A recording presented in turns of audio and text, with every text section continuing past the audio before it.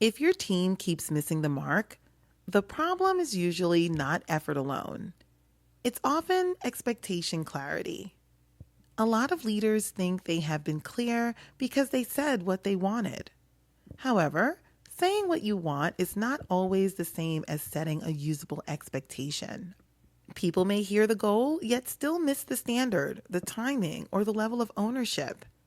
Then the work comes back wrong, incomplete, or weaker than expected. A better expectation is much simpler. You want 4 parts: outcome, standard, ownership, timing. That is the structure. Say what needs to happen, say what good looks like, say who owns it, then say when it needs to happen. If you do that well, your expectations will sound clearer immediately. So, let's make this practical. The first part is outcome. This is where you say what needs to happen. Not the whole history, not every surrounding concern, just the actual results you need. A useful question to ask yourself here is, what am I actually asking for? Another good question is, if this goes right, what gets delivered, decided, or completed? That matters because a lot of leaders speak in direction words instead of outcome words. They say things like, let's tighten this up, or I need this to be better, or let's move faster on this. The problem is that those phrases create motion without creating clarity. So, in the first part, your job is to name the result. That can sound like, I need a revised client update, or I need a decision-ready summary for leadership, or I need the rollout plan finalized for Friday's review. That is enough. You are giving the team something concrete to aim at. The second part is standard. This is where you explain what good looks like. And this part matters because teams often miss expectations when they understand the task, yet not the bar. A useful question to ask yourself here is, what does a strong version of this actually look like? Another one is, what would make you say yes to this quickly? That helps because one of the biggest leadership mistakes is assuming people can see the standard as clearly as you do. Usually, they cannot. So this part should make the quality level more visible. That can sound like, I want this short, clear, and ready to send without extra editing.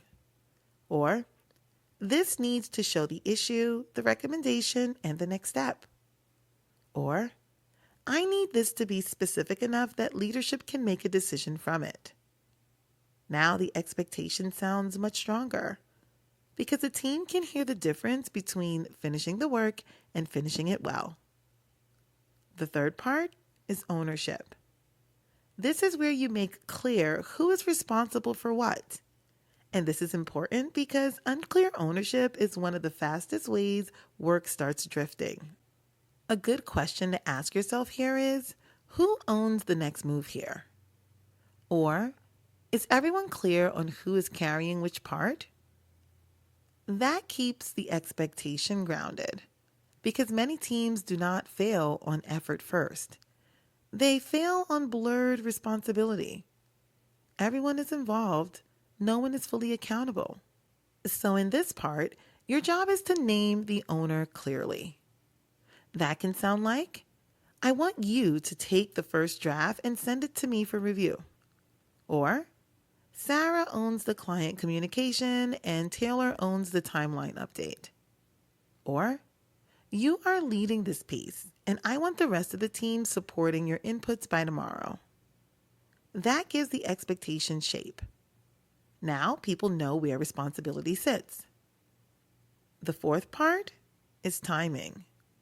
This is where you say when the work needs to happen. And this part matters because vague timing creates false clarity.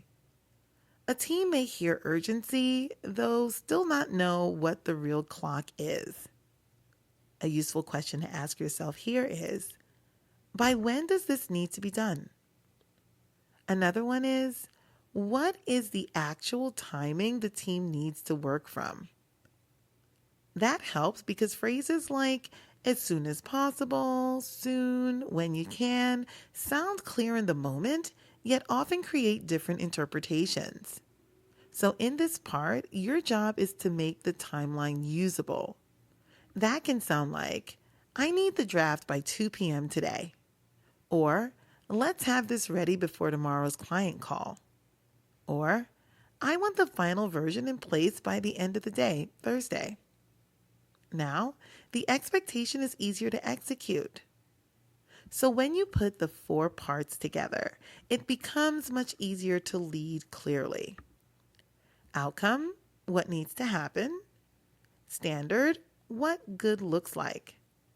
Ownership, who owns it. And timing, when it needs to happen. That is the structure. And it works because it keeps you away from two common mistakes. The first is broad direction. That is when the leader sounds clear in their own head, yet the team is still guessing. The second is correction after the fact. That is when expectations were never fully usable, and the leader gets frustrated later when the work misses the mark. You want the middle, clear and executable. For example, I need a revised client update. It should be short, clear, and ready to send without heavy editing. You own the first draft, and I want it to me by 2 p.m. That works because the team can hear the result, the bar, the owner, and the timeline. Another mistake leaders make is filling the expectation with too much explanation. They talk around the task because they want to sound collaborative or thoughtful. However, the more the expectation expands, the harder it can become to follow. You do not need a long speech every time you assign work. You need a clear expectation. Then, if questions come up, you can answer them. That sounds more efficient. Now, this matters even more with strong teams because leaders often assume experienced people need less clarity. Sometimes they need less instruction, however, they still need clear expectations. Experience does not remove the need for alignment. It simply changes how much detail you need around the task. The same structure still works. For example, I need a decision-ready summary for leadership. Keep it focused on the issue, the recommendation, and the trade-off. You own the first pass, and I want it before tomorrow morning's review.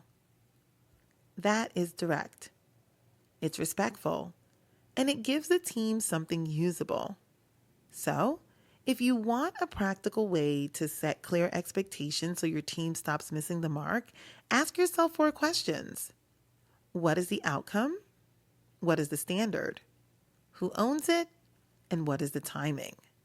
Then, check 4 things before you speak. Did I name the result clearly? Did I make the standard visible? Did I assign ownership clearly? And did I give a usable timeline? That is the goal. Not a longer expectation, a clearer one. Because strong leadership communication is not only about direction, it's about making the work easier to execute well.